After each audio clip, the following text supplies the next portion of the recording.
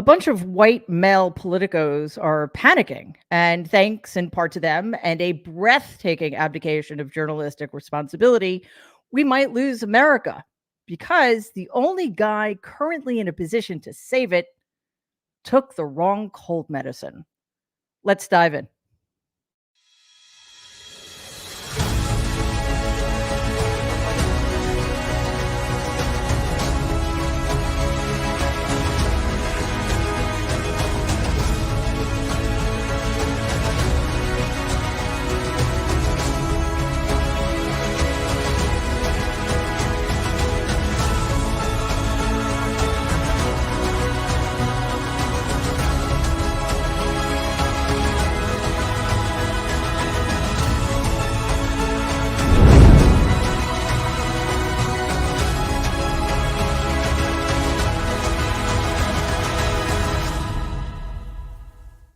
Hello, everybody, and welcome to the Sunday edition of the Nerd Avengers. It's great to see all of you here.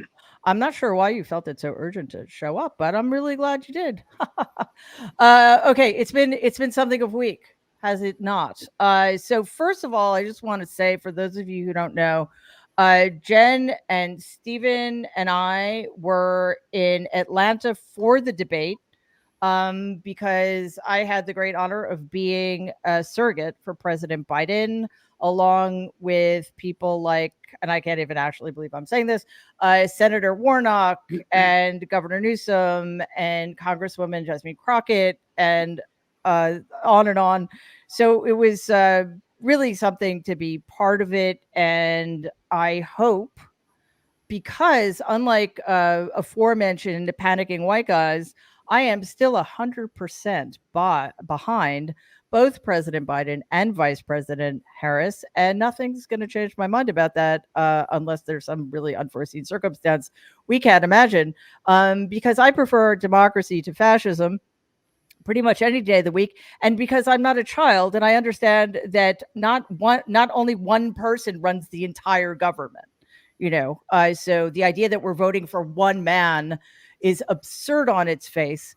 And guys, we are here in this situation post-debate, which, to be fair, was terrible, but it was terrible all the way around. It wasn't just terrible because President Biden put in a quite bad performance for 30 minutes and then a pretty subpar one for the rest of the time. Although if you listen to what he actually said, it really wasn't as bad as all that towards the end.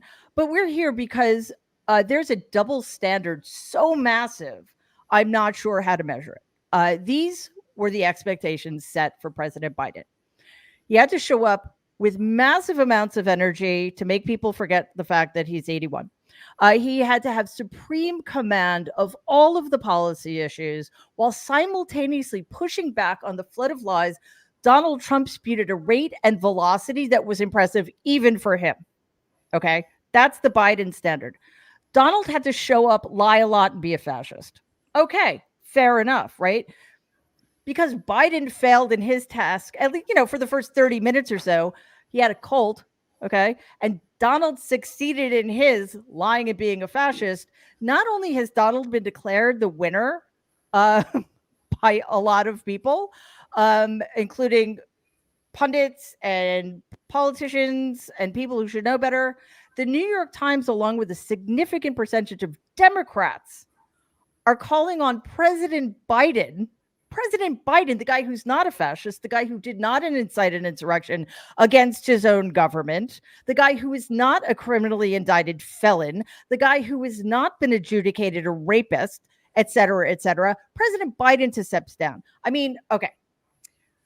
What I would like to say to those people is you might want to look up the term self-fulfilling prophecy before you keep going down that particular road. Seriously, Jen Rubin, what do we do about these panicky, arrogant white men who seem never to have had to face adversity before? Oh my. I've had so many DM, email, live conversations that would make your eyes fall out of your head. The level of, the level of illogic, of panic makes 13-year-old girls look like an ocean of stability. They are entirely incapable of separating two things: terrible debate and what do we do about it. So when I methodically go through the steps that it would take to magically eject the president from a position as the nominee, which he won through primaries, through millions of voters, get everyone to agree on the replacement, it would have to be Kamala Harris, because otherwise the Democratic base would collapse, and rightly so. And then the very people who are now calling for Biden to get out, who have been shitting on the vice president, would have to rally around her, convince everyone she's the one, and then they would have to be able to calculate that that circumstance would be better than the circumstance we are in. When I explain this all and explain to them that the New York Times screaming means nothing, it means minus nothing, because Biden has contempt for these people. These were the same people who followed him around in 2020 and said, that guy is never going to win. And you know what? He went into South Carolina, Black voters loved him, and he won. So I can only relate by example a few of these insane conversations that I have had. I'll give you an example of one. I say, Biden had a terrible debate, but Democrats got to get their act together, figure out how to win, and put the onus back where it should be. You're in denial. I'm not in denial. I am not denying that the debate was bad. Jen, can I interrupt you for 1 second? Because you're making such a good point. And I think I want to put a little bit of context here. Okay.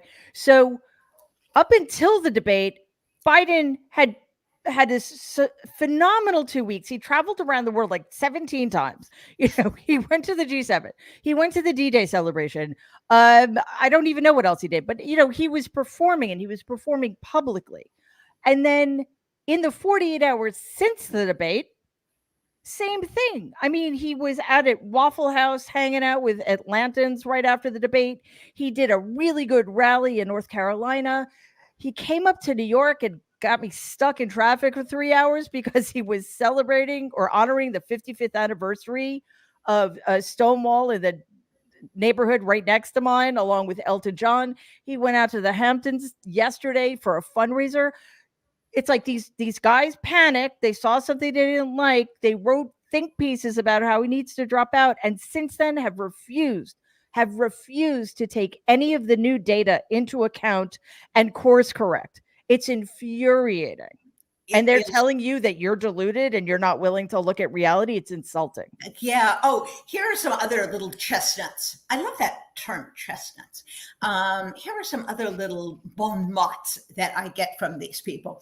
I say to them, so who would be your choice? And they say, oh, Gretchen Whitmer is terrific. Who voted for Gretchen Whitmer? You're going to throw out the only vice president, Black vice president? Oh, yeah, she can't win. How are you supposed to win this election? Again, you're in denial. You don't know what a terrible debate it was. That's how these conversations go. And when I say to them, what are you doing? What purpose is this serving? We have to be honest with him. Do you think Joe Biden gives a crap what you are saying? In order to be honest with someone, they have to be listening or care what you have to say. And he cares this much about what the New York Times has to say. In fact, it's minus this. So the reasons for them kind of throwing up their complete angst for everyone to see is they're really, really upset, but it's something worse than that. First, they want to be able to tell, I told you so, if Biden loses. These people live to be know-it-alls. Second, but related reason, these were the same people who fucked up on the red wave, and they are trying to restore their credibility as the gurus of sort of politics in general. And third, they have never liked Joe Biden. They don't get him because he's not Obama. And by the way, a certain segment of this white boy complaining stuff comes from ex-Obama aides. I'm looking at you, David Axelrod. And Pod Save America dude bros. Absolutely. So that's part of it. Yeah. But the hubris of thinking that they can simply manipulate around people, voters, like they are pieces on a chessboard smacks to me of both complete ignorance and complete naivete. What a combination. These people have had their lives go perfectly. Yep. They have not encountered diversity the way many Americans have handled diversity. They have never lived on the street. They have never faced discrimination because of who they are. They have never had to live in the closet because of homophobia. They have never faced rabid physical Islamophobia and anti-Semitism. So when adversity comes along, they go, bling, and they panic. It is the most pathetic display I have ever seen in the media.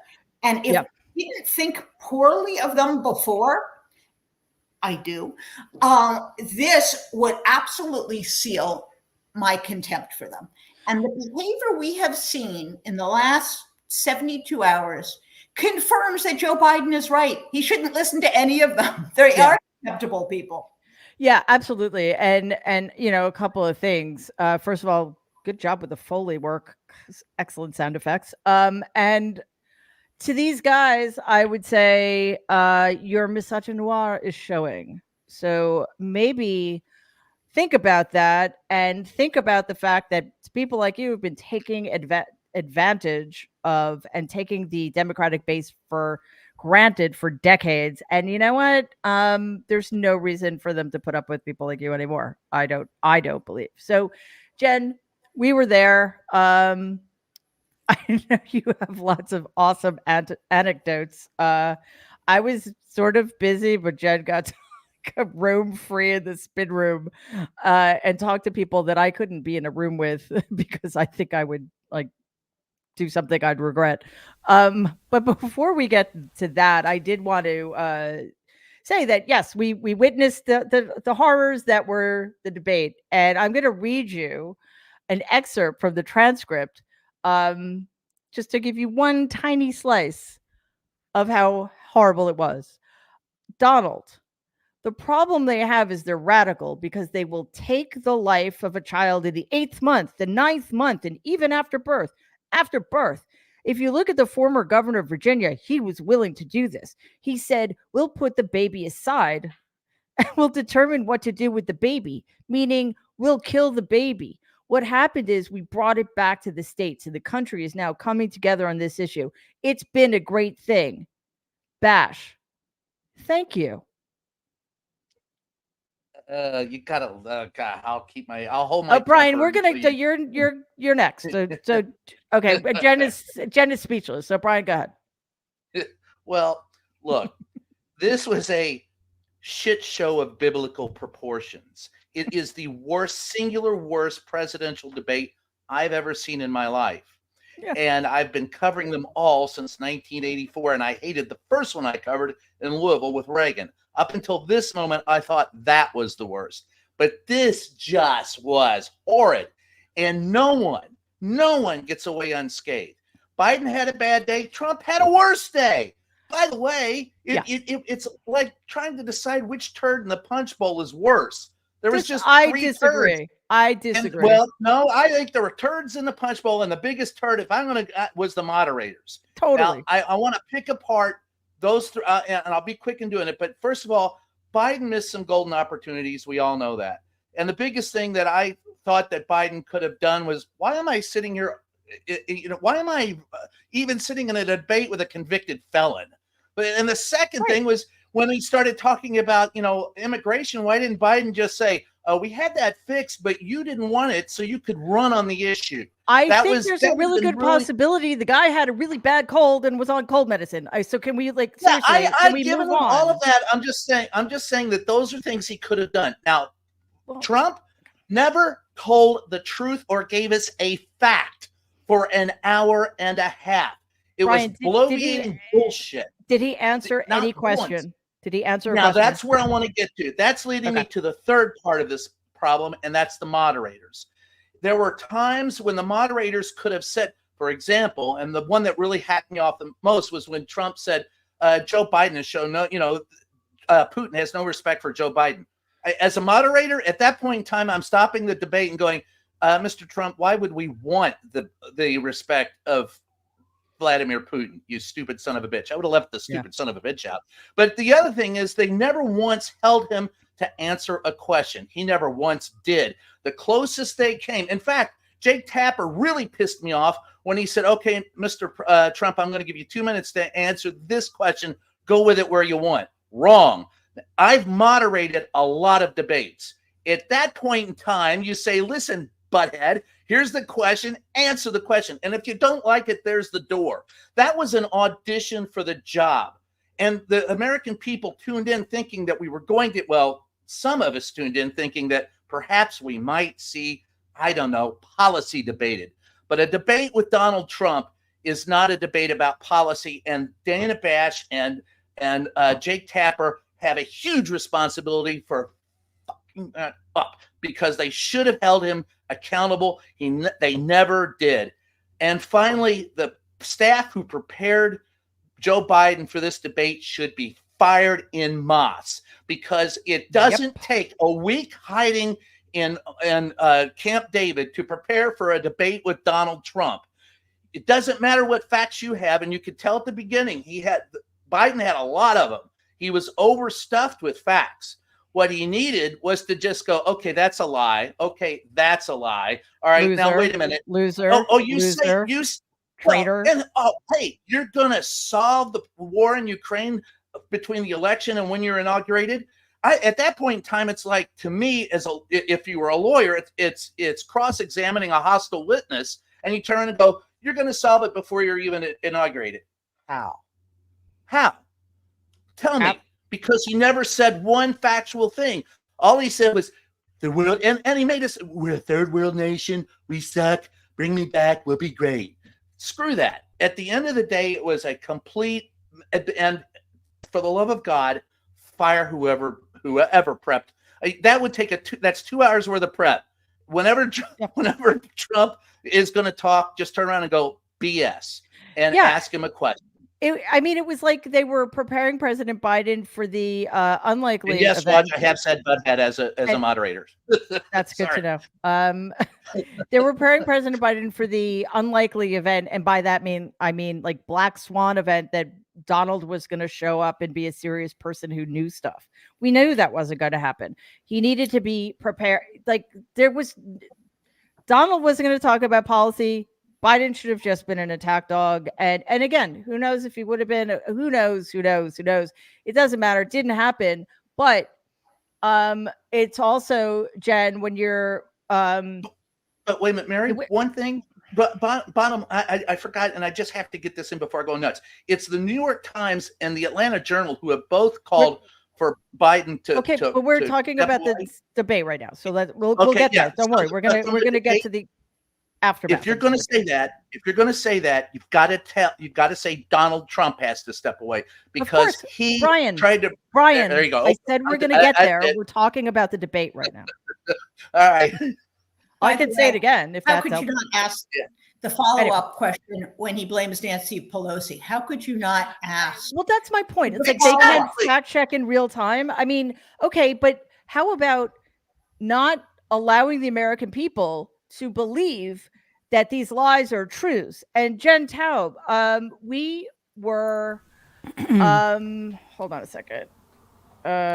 Adam, it's not that one. It's the Daniel Dale one that I want to take a look at. So during the debate, no fact checking in real time. This is CNN's show, and then afterwards, all eyes are going to be on the CNN panel. Do you think, Jen Taub, that the CNN panel is going to be able or willing to critique their own moderators and their own bosses? It kind of seems impossible. I mean, most people don't say, I don't deserve to have a job after they fuck up on national television with 40 plus million people watching. So that's not the best group to critique their performance. And, I want to emphasize some of the things so many folks have said, but I'm horrified at the way he was prepared for this and whatever cold medicine they gave him. And, there's that great line from Jerry Maguire. I still love that film. Jerry Maguire said, fewer clients, more money. They should have had fewer facts, more attitude, Totally. And anyone, I just don't know if it was youngsters. It feels to me like there's several things that could have gone wrong and they just didn't have seasoned people who, I teach. I'm sort of fumbling over my words right now, but I've been teaching for over 20 years. And I got to tell you, I was no good at it, until, 5 years ago. It takes a really, really long time to know what you're doing in front of a live audience. And in this case, it wasn't a live audience, right? The other thing is they must have seen when he had his cold that he was his mouth was open or whatever. And that he was staring off. They could have said, bring a blank piece of paper onto the stage. And whenever you have the moment that you're just going, what the fuck is Donald saying? You're staring off.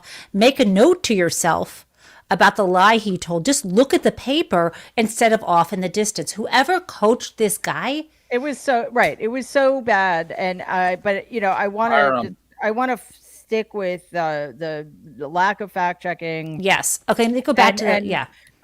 Because yes, and Mary, the thing is the lack of fact checking and the not answering the questions. He was asked, I think, 2 to 3 different times his plan for childcare. Yep. And he did not answer it. He was allowed not to answer it. He was right. allowed to filibuster and lie unimpeded for minutes on end. There's no way that I would have done that as a moderator. I would say you're continuing to change the conversation to talk about yourself and to avoid this. And after in the spin room, I think I asked Matt Gaetz about that. I can't remember. Person I could not be in the same room with.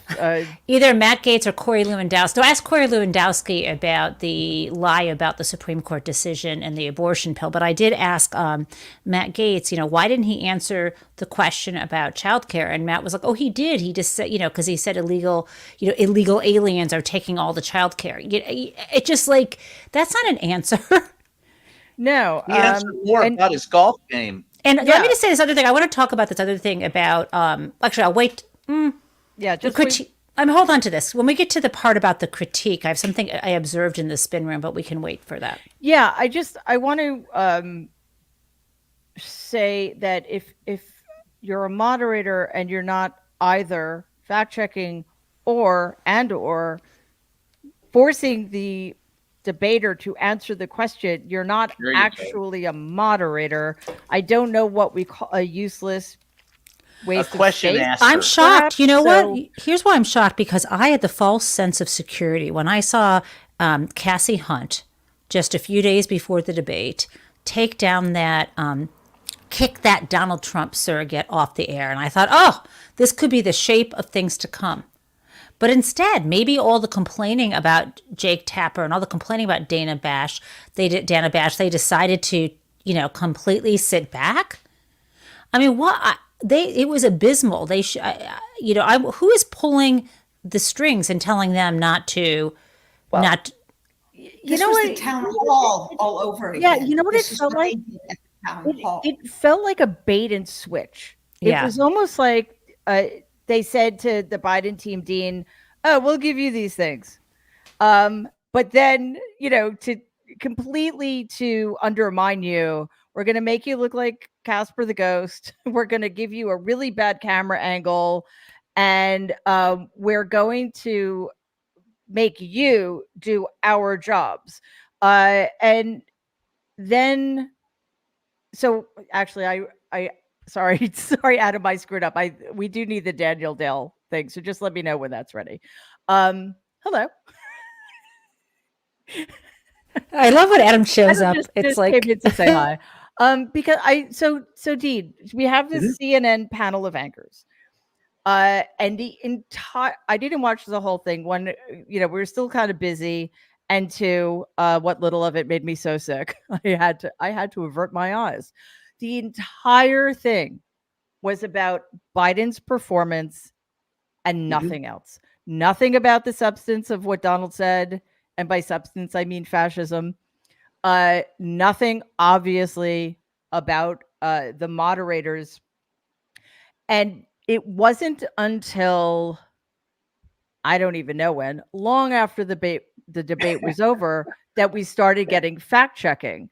And there's a clip I want to play, but before we get to that, I just wanted your sort of general impressions, and then we're gonna see what the fact checking looked like. And it's just like it makes everything that came before it in terms of punditry look so morally bankrupt. Well, I think maybe Jake Tapper and Dana Bash were paid by the word, so they couldn't say anything, or they were holograms or AI. It was ridiculous. I want to say, Mary, thanks for having me on, because being a Palestinian heritage, I'm inherently bad, according to Donald Trump. Well, because he accused Joe Biden of being Palestinian. I almost didn't invite you. Almost didn't invite you. Thank you for letting me sneak in there. And Dana Bash and Jake Tapper are like, well, whatever. He's a Palestinian now. That's fine. I just want to interrupt really quickly so people have context. Donald basically was equating all Palestinians with Hamas. Okay. No, he just said Joe Biden. He just said Joe Biden. You're not. Joe Biden's Palestinian. But that's what I'm saying. But saying it's like a bad thing. Right, like maybe it's a bad thing. I mean, right. He's saying inherently it's a bad thing.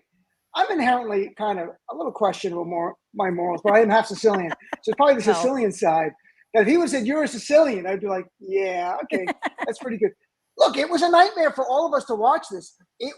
I literally can't remember some of the answers. My mind's like, what's going on? Could this be real? Am I in a dream? On my radio show, we had everybody guess what was going to happen before. I had a list of things. No one guessed that. Although a lot of people guessed that Trump would lie nonstop. But no one guessed like what we saw. I don't even know. I was like, did that happen? Like I just finished. And then the response, he should drop out. That's all they say. Look, he's not going to drop out. But if he does, Mary, I want you to be the nominee. So it's Trump versus Trump. And Trumpers, they're like, it's Mary Trump? Is it Donald? They're the same. Let's just vote for Trump. So they vote for you. And we win big. That's my idea. I love it because a lot of his base are quite frankly so stupid that it might work. Exactly. You're like, I don't know what his first name is. It's why he's running as a Democrat and a Republican. Right. Golly. It doesn't even matter. So look, we're gonna have to deal with New York Times and others. But look, the debate was heartbreaking because we were all rooting for Joe Biden to do a good job. We wanted Joe Biden, the State of the Union, to go there and just do good. I wasn't like expecting to do like crazy, like just do good. Do a solid job, and we were rooting for that. So the disappointment comes out of rooting for someone like you're a coach or a loved one, and you're watching them, and you're like, oh my God, this is bad. And I didn't even think the response was going to be what it was. And look, I had Rick Wilson on my show Friday. He's all about one thing, winning. And he's very clear that he said Democrats, you always ask, why do Republicans win? He goes, because we hold the line. He goes, hold the goddamn line. He goes, what is wrong with you people? But he did say, because he wants to win, it's going to be up to Biden the next few days and weeks, and his rally in North Carolina was great, to do more to shore up just the average person who's wondering, was it a cold? Was it something more? Can Joe Biden speak about a teleprompter and really evoke sympathy and empower? Or is there some cognitive thing? And that there's a real thing there. And that's up to President Biden to show people that the true side to him. And I think he will over the next week or two. He's not dropping out. I mean, that's his choice. If he was, pressuring to drop out is ridiculous. The points of Jen and everyone finding a candidate to unite around, good luck.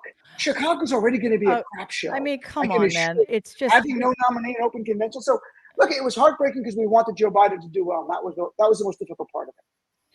So yeah, and look, it's not that I disagree. It's simply that I would say so far it seems clearly as if it were an outlier based on previous and immediately following performances, right?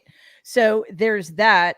And for anybody, and also debates aren't his strong suit anyway. Yeah, as Jen Rubin has said earlier, get him in front of black churches, or get him in black churches, get him in front of smaller crowds, get him, shaking people's hands and whatever. Bring him to the press But if you're room. going to say that President Biden needs to prove himself, so too does Donald Trump, who is clearly psychologically He's disordered. horrible. But we that know what Donald it's- is, right? But But we that, know but that's what's so crazy making. I Well, know. we already know that he's and He's a I'm piece of using the crap. word He's loosely awful. and non-technically.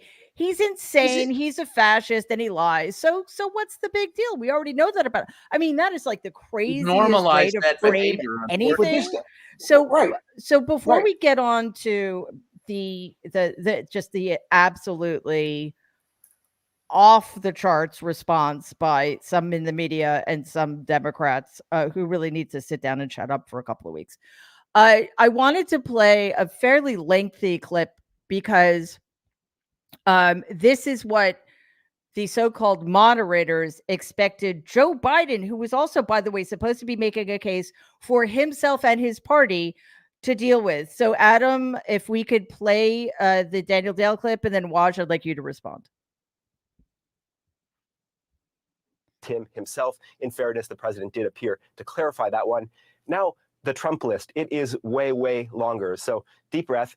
He said some Democratic states allow people to execute babies after birth, an egregious lie that is illegal in every state. He said everybody, even Democrats, wanted Roe v. Wade overturned. Roe was supported by 2/3 of Americans, even more Democrats. He said every legal scholar wanted Roe overturned, abortion returned to the states. Legal scholars have told me directly this is not true. He said the U.S. currently has the biggest budget deficit ever. No, that happened under Trump in 2020. He said the U.S. currently has a record trade deficit with China. That also happened under Trump in 2018. He said Biden personally gets a lot of money from China. Zero evidence of this. He said there were no terror attacks during his presidency. In fact, there were multiple attacks. He said Iran didn't fund Hamas, Hezbollah, other terror groups under his presidency. Iran, in fact, did. He said Biden wants to quadruple people's taxes. That is pure fiction. He said the U.S. has provided way more aid to Ukraine than Europe had. It's actually the opposite. He said the U.S. has provided about $200 billion in Ukraine aid. It's closer to $110 billion.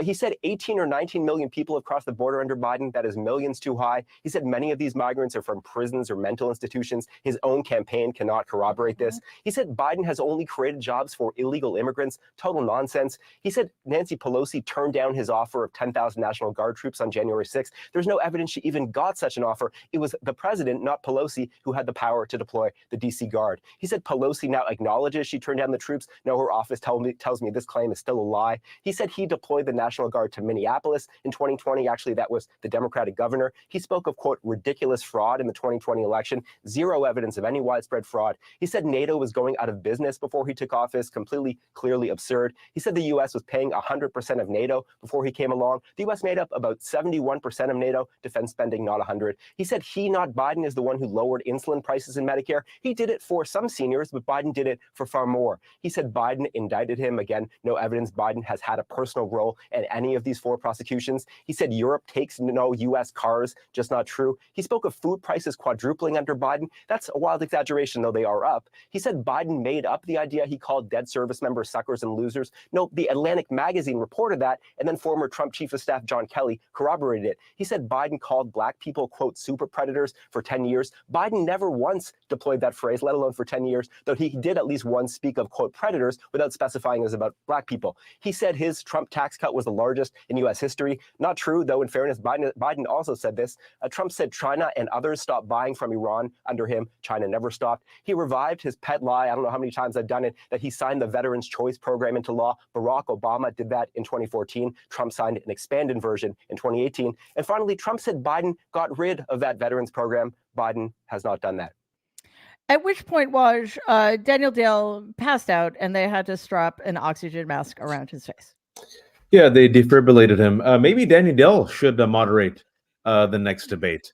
You think? And how yes. many hours was that after the primetime coverage? You know, just this was cleanup for a network that realizes that they effed up, and a network that realized going in that Donald Trump would lie. And you mentioned something, you know, why do they let Jake Tapper or Dana Bash? Why did some of these anchors and journalists, why do they, silence themselves? Just very quickly, there is something called working the refs. Working the refs is when an athlete complains a lot and the ref then gets influenced and doesn't want to appear biased. Conservatives have used this tactic very successfully, and it really influences media. So they're like, oh no, the right wing is going to accuse us of being, the deep state and biased. So we'll just be comatose, do nothing. And I said, I think it was me and Brian and Dahlia the night of the debate, I said they should just, for the next debate, just have AI. Because what these moderators did was ask questions and kept the time. That's it. They didn't actually do what the word suggests, which is moderate. There were these lies that I think that were the whoppers, right? Where any moderator would have at least stepped in and a pushback. And I just want to mention this, why, connecting to what we're going to talk about is, these hyperbolic calls to drop out, and why this reveals, in my opinion, the danger of normalizing Trump, the asymmetry that is present, the danger of both sides is because when you give Trump and Biden a platform like this, one side is a fire hose of lies that they are not prepared for, while the other person stutters sometimes, okay? Donald refused to acknowledge he will accept the 2024 election results. He was asked 3 times. He said, only if it's fair and legal. I would have pushed him again and again, 3 times. That should be the leading news. If I was, I don't know, columnist of the New York Times, I would say, the guy who didn't accept the 2020 election results and who incited a violent insurrection, when asked 3 times, said he wouldn't accept the 2024 results. Number 2, the reason why Joe Biden got in this race was, he says, to fight for democracy, and because Charlottesville, and specifically to fight against white supremacy. Trump used the entire people of Palestinians as a pejorative. He also said he will create black jobs and Hispanic jobs. If I was a moderator, I would say, excuse me, Donald Trump. There you go. What do you mean by a black job and a Hispanic job? Very simple. I'm not being an asshole. I'm being fair. And the third one, the whopper that we talked about, Brian, if you remember, is this is the 3rd time that CNN has allowed Donald to say this hideous, inflammatory, dangerous lie that will get doctors killed. That Democrats allow abortions after birth. He said it in the town hall with Caitlin Collins. She did not check up on him. He said it in a town hall with Jake Tapper. And he said it in front of Dana and Jake, and thank you. And I'm sitting there thinking, if you're unwilling to moderate, then what are you doing? This is where the 4th estate has to step in and do the job. Right. Now, you've already talked about it. We mentioned as well the mistakes that Joe made. It was, he should have done it. Let me just quickly say, moving forward, he can learn a lot, and Democrats can learn a lot. You don't need much against Donald. When you saw from the 40-minute onward, Mary, because I was timing the debate and seeing when Joe got his legs underneath him. Joe got his legs underneath him when he came to January 6th. Right. He looked him directly in the eye. He questioned him. You need that fire from Joe. You need him looking right in the eye. And after every single response, what I would do if I was training and coaching Joe, he's lying again. You're a liar. He lies. Just top-level headlines. He doesn't believe in climate change. I do. He overturned Roe. I won't. He's a criminal convict. I'm not. I'll fight for freedoms. That's it. That's all he has to do. And for this next debate, I think that, people have seen the difference, right? So they saw these 2 old men, let's just be honest, slurring their words, not being impressive. No one's impressed. It's okay. This is what we have.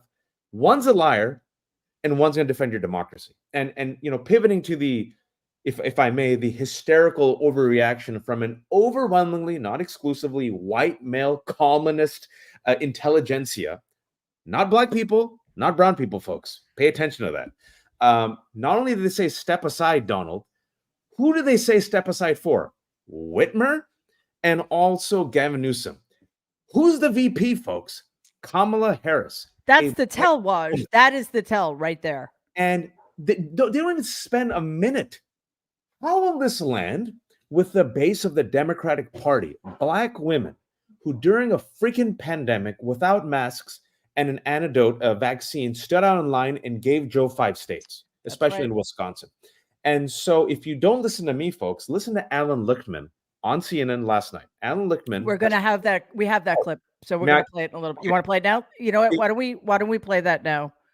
Adam, if you haven't read it. They don't know whether Biden is physically capable of carrying out a second term or not. Remember, a lot of folks were saying the same thing about Ronald Reagan, who was, 73. And age was very different then. And they said, he's not capable of carrying out another term. He won 49 states. So this is all foolhardy nonsense. The same pundits and pollsters who led us down the primrose path in 2016 are giving the Democrats horrible advice. This proves what I've been saying for years. Republicans have no principles. Democrats have no spine. Republicans are sticking with a blatant liar who lied for every 1 minute and 20 seconds of that debate. Donald Trump put out a lie. And by the way, lies stick. Debate performances can be overcome. And now the first sign of adversity, the spineless Democrats want to throw under the bus their own incumbent president. My goodness. Joining me now to discuss. It's insane. You teed me up perfectly. I'll finish up on this point, wrapping up, because excellent job, Adam. That was an amazing NBA All-Star assist. I wrote my piece before Alan Lichtman, and he's exactly on point. This man has a metric. If you see the longer clip, he went down the metric and he said, right now, the best chance to beat Trump is Biden. And I will say this, folks, I've always been honest. I was never excited about Biden in 2020. I'm not excited about Biden in 2024. You know what I was excited about? Who beats Donald?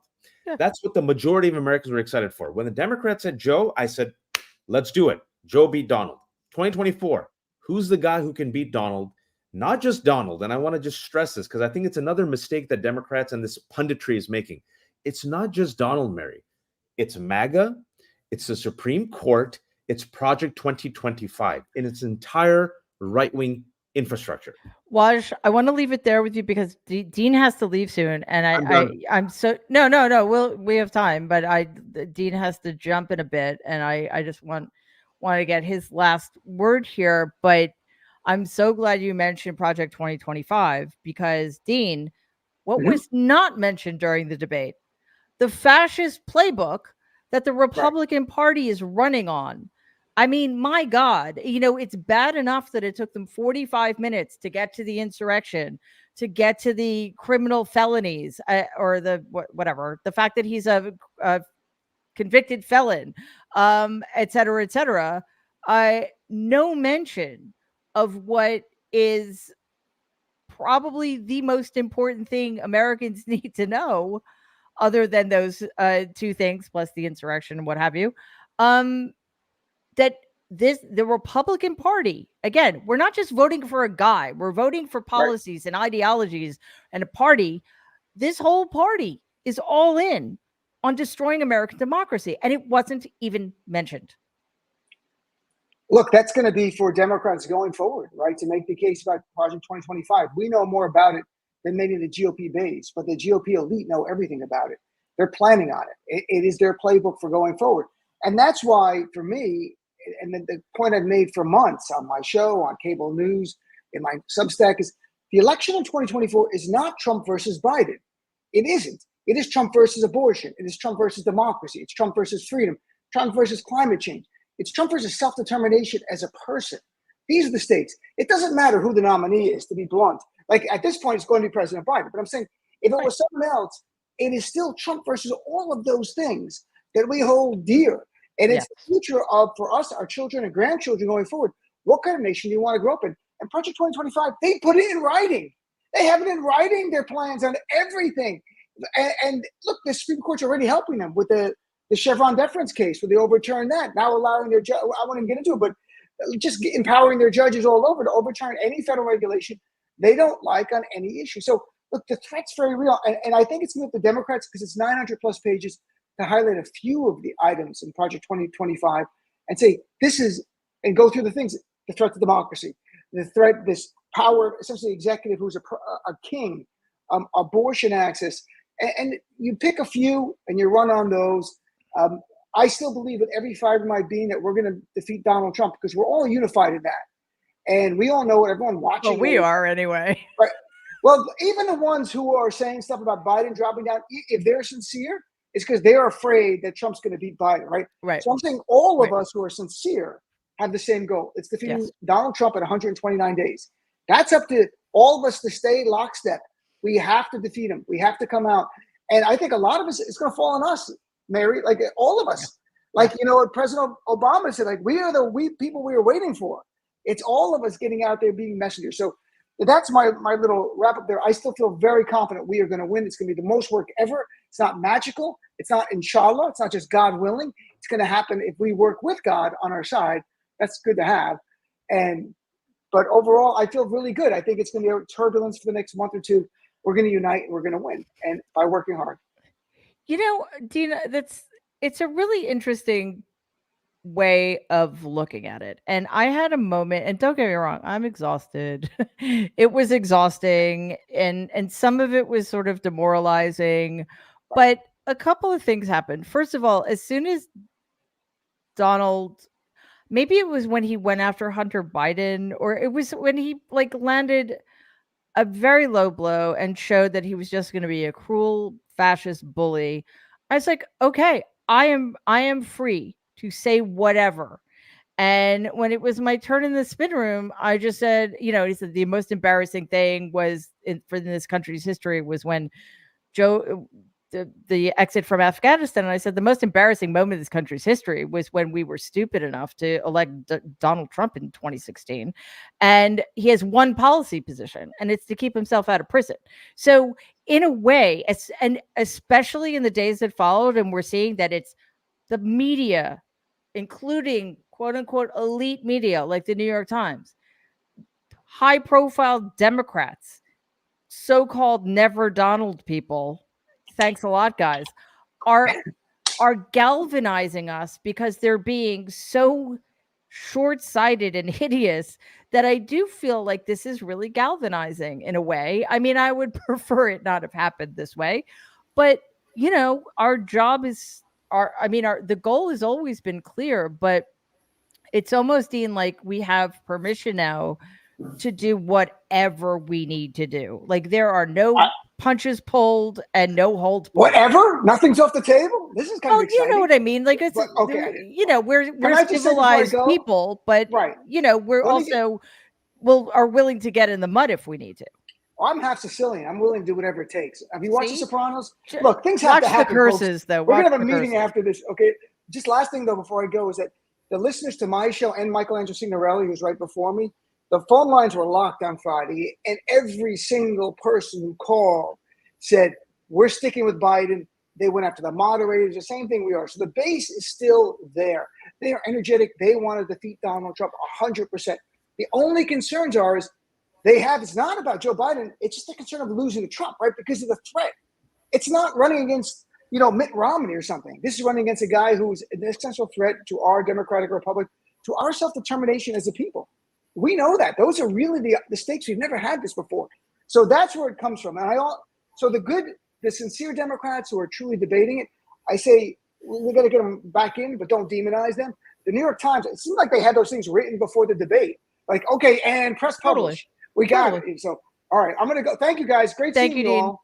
Thanks. Have a great night, everyone. You too. Thank you, Dean. And Dean, Jen, I'm going to go to you right now. And it's actually as if, how they write obituaries in advance, or, before an election is called, they have people have a version of a concession speech or an acceptance speech. Yeah. So the New York Times is planning for this. And to that, I say, fuck you, man. Like, you've never, ever called for this traitor, fascist, wannabe dictator to drop out. How dare you? That's how I feel. By the way, all you people who canceled, go take a subscription to the Philadelphia Inquirer. Yes, please. Did call for that. Good move, Philadelphia. I was Brilliant. born in Philadelphia, great city. Two things. Swing state. Hooray. First, the people who are not panicking are primarily women, but people of color who actually run organizations that turn out the vote and that get things done. I'm talking about civil rights groups. I'm talking about Planned Parenthood. I'm talking about all these folks. They are like gobsmacked by this, throw them overboard, we're done. They understand that's not how you do politics. You don't just pluck someone out and put someone in because that's what Ezra Klein wants. Now, I want to do a little bit of math. There is no Republican since 2004 who has gotten 50% of the vote. Donald Trump has never gotten 47% of the vote.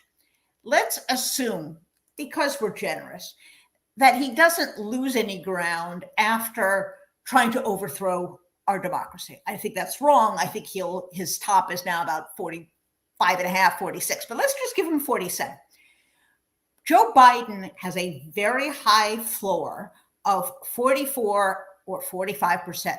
He could literally be dead and he would still get 44, 45%. The entire election is about that 2%. And there is no one who can say, I can get that 2% better than Joe Biden, because it is simply unknowable. You know who has gotten more than 47% against Donald Trump? Joe Biden. He got 48%. That's right. So what does this tell me? When I put it to, I will say, a former congressman, this is how dense these people are, that, well, if the polls fell apart, then of course Biden might want to reconsider. And he said, well, that's never going to happen because the polls are never going to fall apart. Okay. So what are we talking about?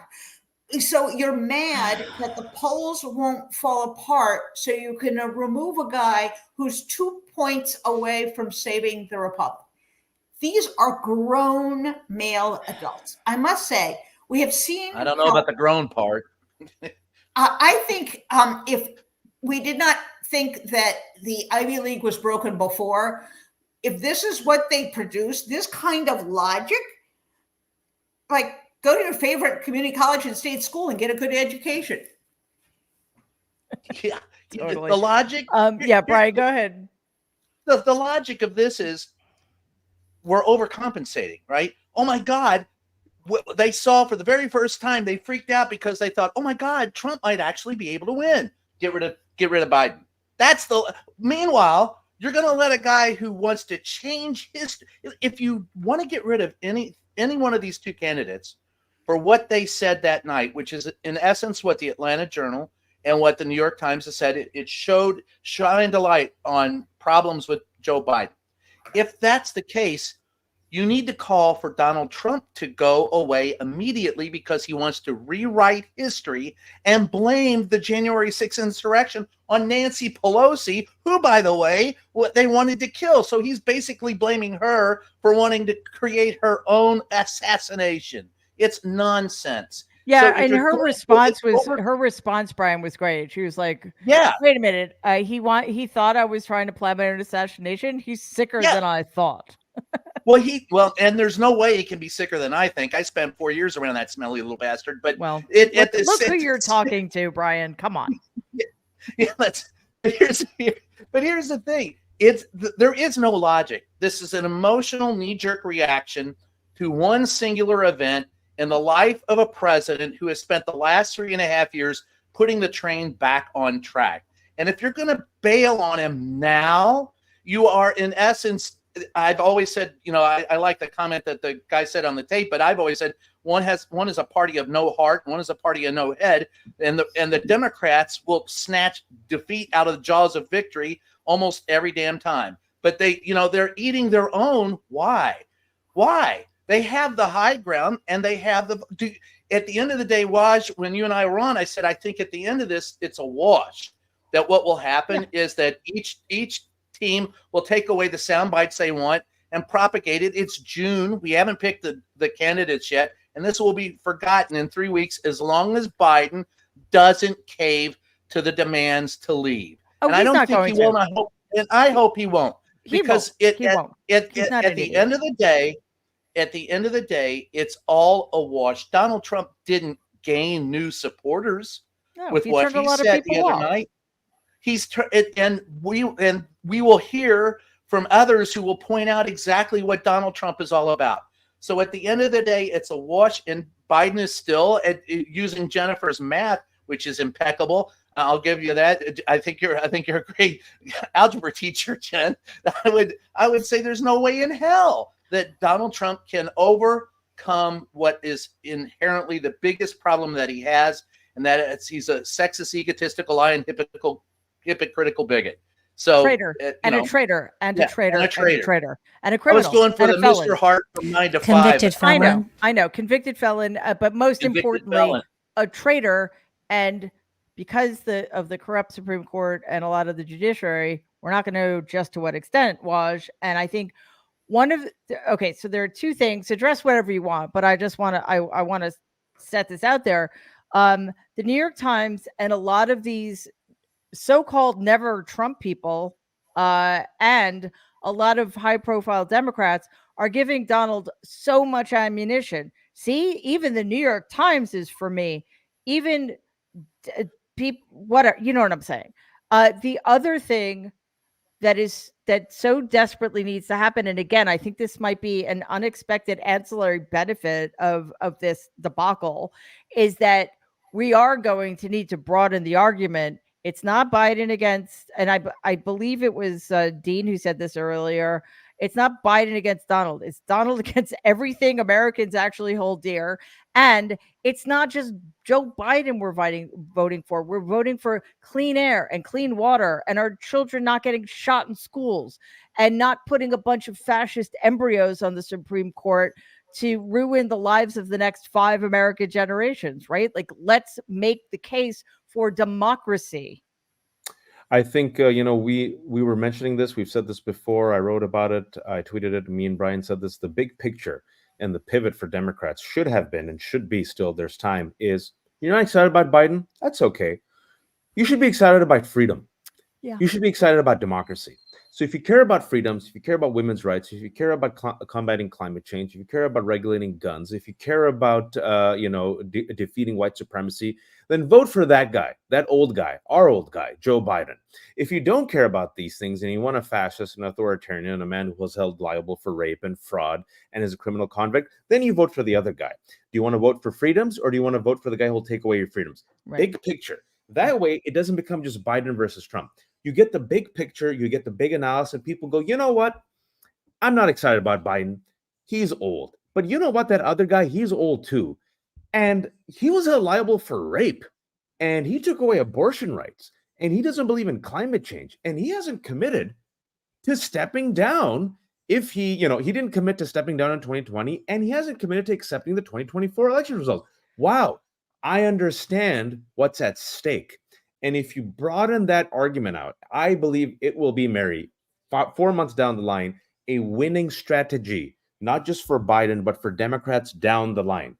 You're not excited about us? That's fine. Do you care about your freedoms? Do you care about women's rights? Vote for us. That other guy, remember January 6th? Remember Roe v. Wade? Remember he was held liable for rape? Yeah, that's the other guy. And look at MAGA and Project 2025. There's 4 months, Mary. I think this is a winning strategy. I think this is a top-down strategy. I think this is also how surrogates can help and push Biden over the finish line. And as I said before, and I'll say it again, Brian and I will say this, Brian, let us toot our horns, because this is the only desserts we get in life, is we were right on election night. All the pundits were wrong. Brian said it would be a debate night or election night? Debate night, sorry. Debate night. We called a freak out. We said it'll be a wash. We said they aren't paying attention to people of color and women. We talked about how he'll pivot. And I will say this, to be really honest, if the next day, Mary, if President Biden didn't perform the way he did at those rallies in North Carolina, if he didn't perform the way he did at Hampton, I would say, okay, we have a problem. Yeah. But he performed really well. I'm like, all right, elderly man, cold, off night, terrible night. Donald, by the way, if you all forget, in March at the NRA conference, for 35 seconds with a teleprompter, just stood there and stared. Y'all remember that? Yeah. Slurred his words. Mistakes Nancy Pelosi for Kamala Harris, right? Thinks he thought he was running against Obama. I thought it was Snoop Dogg, but what? Maybe I'm talks wrong. About sharks. Made sharks and electrocution in water because boats have bad. Drowned. Bad. That's bad. And the next day at his rally, he went off about electric planes and then talked about Hispanic jobs and Palestinian, right? So wait, electric planes. What happens if the sun stops shining? Oh my God. Think about he also called Chuck Schumer a Palestinian. You don't know how the plane works. You don't also, know how by the way, the sun never stops shining. I mean, I'm just saying, right? And that's what's infuriating. Solar is not electricity. Okay, so no, I'm saying yeah. that is my pivot moving forward for Democrats. Yep. I think, Mary, it will be a winning strategy. Mhm. And last thing I'll say is seeing the poll numbers, how they didn't shift really. I think, as Jen was saying, it's going to come down to 6 states. It's going to come down to that small sliver, folks. You push that over the edge, Biden can win those 4 to 5 states again. And again, I mean, thank goodness this debate was much earlier than the first debates typically are. So that's a plus. And you know, we are I guess, Jen, Tao, part of what I continue to struggle with is just the fact that Donald Trump is even allowed to run. I mean, it's this country really needs to look itself in the mirror and do a little soul searching, because we lost Brian. We did lose Brian. Okay. Because it's unthinkable, actually, that we're where we are, and yet we are. So I just wanted to get, your last thoughts on where, what you imagine how this is going to play out going forward, and what we need to do. And can we give Jen a shout out for that amazing viral scene where she was videotaping Mary, and if you haven't seen photobombing me, you mean? Amazing clip. And Jen was being loyal, and then they were trying to get her out, but she's like, 1 second. Amazing. Just want to say, it was more of a like, oh my God, I'm in the shot. Okay.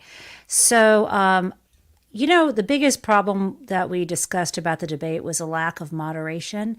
I think the post-debate freakout is about a lack of self-moderation. And everyone was triggered because there was this moment where you thought, holy fuck, this guy could win. And instead of, when you have an amygdala response, when you have, and I'm not a psychiatrist, but I'm just speaking about my own panic disorder, we know there's fight, the response is fight, flight, or freeze. And a lot of people were scared, and they're going to flight. Yeah. The freeze is all these people who are just being quiet and don't know what to do and are freaked out, right? I'm going to fight.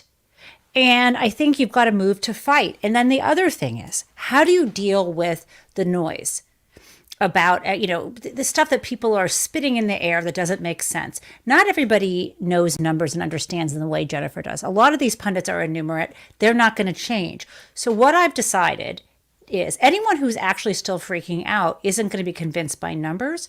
But what you can do is what I call the democracy 2-step. Step 1, when they start talking about Biden, you say, oh, I can see you're concerned about that. And then you pivot to Trump. You say, yeah. And you say, Biden had a bad night. I think it was cold medicine based on a Yale School of Medicine professor. And I saw how he was the next day. And I saw how he kicked ass at the State of the Union. And here's how I feel about that. We need to defeat Donald Trump. He's running for king. Again, the democracy 2-step, acknowledge their concern. He's running for Hitler, actually. So the dictator, but it's 2 steps. Step 1, I hear what you're saying. Give them the reason, because people need a reason. What the fuck happened? And the story they're telling is some crazy cockamamie story. The most likely thing is he had a cold. It was cold medicine. He had an off night. He's older. This shit can happen.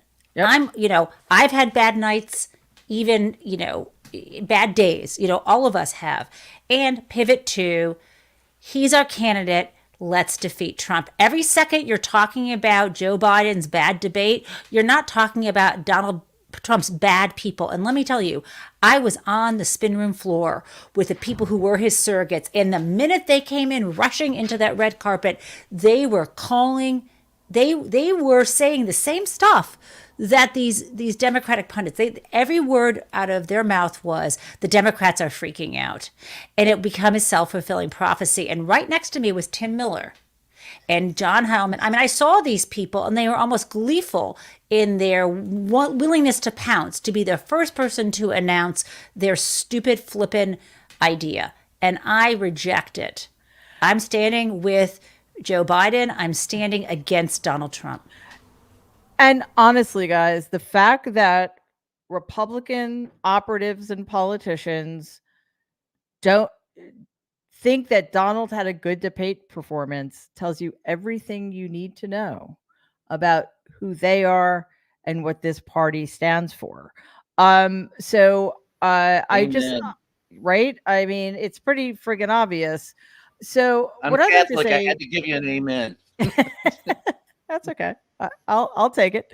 I just want to say that first of all, just in terms of, I guess the way I've been thinking about it is, if you are panicked and talking about the Joe Biden's needing to step down, I'll repeat myself. Stop talking and give it a couple of weeks, please. If you are, because you're breathe into a paper bag, okay? If you are saying Biden needs to step down and we need to find a replacement who is not Kamala Harris, you are not a serious person. You do not respect the base of your own party. So stop it, period. So that's how I feel about that. I am excited about this ticket because this is a pro-democracy ticket. This President Biden, Kamala Harris, and their administration, obviously, there are things I disagree with because are never going to agree about everything. I have serious disagreements about certain things, of course, but still, in many, many ways, the best administration in my lifetime. And by the way, and this is something that gets lost because we are constantly having to fight our rear guard against encroaching fascism. If we do not get a Democratic administration back into the White House and preferably win the House back and get a bigger Senate majority, we will always be having this fight. We will never, ever be able to strengthen American democracy. We will never, ever be able to make American democracy work for all Americans. So who are we kidding when we say that, it can't be Biden, it can't be Harris, it has to be some, mythical third person, and everybody's going to come together and sing Kumbaya at the whatever it's called, that thing. And what is that called? The convention. Thank you. The convention. Everybody's going to come together and agree on lay off the cold medicine, Mary. And the new vice. Yeah, I wish I were taking cold medicine right now. I'm so beyond comprehension tired. It's hard to describe. So, and I couldn't have gotten on that debate stage. Although, honestly, I really would. I want to set up a pay-per-view debate with Donald because that would be really fun because I don't have to be polite. I'd love to moderate that. I am so you wouldn't need to. I am so honored and proud to be a Biden Harris surrogate. I don't know if they'll ever use me for anything again, but I'll show up wherever, whatever, and do whatever I can because I believe in their vision for America. I believe in the work they're doing generally, for the most part. And the alternative is too terrifying to comprehend. So I am so incredibly grateful that that all of the nerds are on the same page. Look, I get it. I mean, we're all going to be on a spectrum here in terms of how we feel about the administration, but we are all on the same page about what needs to happen. And I'm really grateful for that because, people I never imagined would be calling for President Biden to step down are calling for President Biden to step down. I'm like, where did that come from? So this is really, this has made me feel better after a very long, trying week in many ways. So to all of you who came tonight to watch, I mean, I think this has been our biggest audience thus far. And because of you guys, we're growing and the comments are amazing. This is definitely more interaction than we've ever had before. And we so appreciate all of you. And I apologize, we did not get to the Supreme Court, but I thought of it. I'm like, do we really want to do that to people? This debate stuff is hard enough. Mary, this week. Well, we're going to. Oh, there's Mary. What are you doing to me? That was interesting. What'd you do, Adam? You're muted. You have to give me warning. Adam was making fun of me. I know. Well, we can do that without video. I'm kidding. Live. Mary, tell everyone to subscribe. I'm going to tell everybody to subscribe. You know what? If you subscribe, we'll play that video next time. How's that? Is that a good deal? Okay. So, Jen, bringing it home with a photobomb. So, despite the horrors, we actually had an amazing time down in Atlanta, and we're just so happy to be able to do the show. And everybody, please subscribe. It doesn't cost anything. It just means that you're going to be alerted every time a new episode of anything we're doing drops. And we're growing, and the bigger we get, the more reach we have, but the more content we can bring you, because this is important stuff. And everybody here and all of our other nerds, they're people I have the utmost respect for, and I want you to hear what they have to say, because it really does matter. So again, thank you for watching and commenting. You guys are awesome. And thank you, all of you, Dino Badala, Jen Rubin, Waj Ali, Brian Karam, Jen Taub, Adam Parkamenko, and the rest of our team who was not able to be here tonight. You all are amazing, and I appreciate you so much. So we will be back with what, I don't know what today is. Sunday. It's still Sunday all day. Thank you. We'll be back with Morning Jen tomorrow at 8 a.m. We've got America's show dropping tomorrow night at 7 p.m., both Eastern time, and then our regularly scheduled Nerds Tuesday. Oh, shoot, I forgot. We have Emergency Nerds tomorrow, because at 10 the a.m. Supreme Court has another extra session, because they still have some cases to settle. Nothing really important, just the case about presidential immunity, which, one, they never should have taken, and two, they could have settled months and months ago. But apparently not enough people are doing favors for Donald Trump. And Steve Bannon reports to prison in the morning. Oh, see, so we'll have something to celebrate as well, because trust me, we will not be celebrating the immunity decision. But when we talk about that, we're also going to fill you in on some of the other things that the Supreme Court has been doing to dismantle American democracy and destroy American lives. So that'll be fun. But seriously, 8 a.m. Morning Gen, 10-ish. We'll keep you posted on Emergency Nerds. 7 p.m. America show. 12 o'clock p.m. Eastern on Tuesday is our next Nerd Avengers. In the meantime, please stay safe and be kind, and thank you. Bye, guys. Bye.